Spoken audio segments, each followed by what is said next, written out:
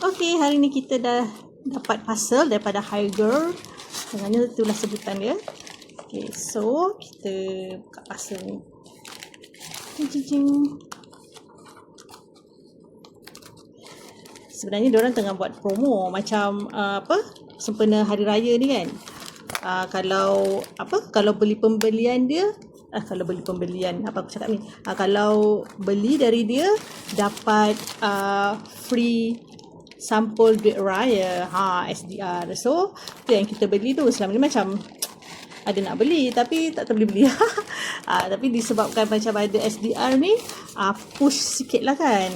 Tapi kita beli, jujurnya mula-mula kita nak beli dia punya lip gloss. Tapi tak tahu nak beli pewarna apa. Jadi kita beli sampel dia, tak dapat. Okay. Kita sangka kita dapat juga dia punya surprise weh. Apa ni? Okay. Enjoy the journey, nak ada ala cute-nya kau. Tak boleh. Okay, tapi okay, enjoy. Ala cute sangat. Walon. Aduh. Okay, aku beli ni. Sample set. Jadi ada 1, 2, 3, 4, 5, 6, 7 jenis colour. Kalau apa sesuai dengan ni memang idol lah.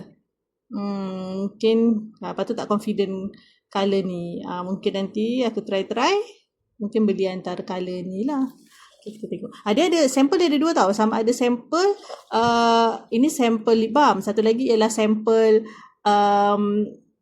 deodorant. Aku beli sampel lip balm sebab nanti sekejap lagi nak beli tengok apa. How to use. Here the sample to open Swiss lip balm. Oh. Gitu. Okay, nanti kita try. Tak apa. Jadi kita try. Yang penting ni Cang. Alah tominya. Okay. Sahim. Oh my god. Sanctifying your raya. Alah kenapa suami sangat? Smell as sweet as pea raya. Chill kau kat situ Do it now or do it sensational silaturahim. Allah, somel. Okay, lepas tu dengannya dia bergabung. Tapi bergabung macam mana ni? Okay. Oh lah, sampul dia kan ada. Aku ni dah kenapa? Okay. Tada.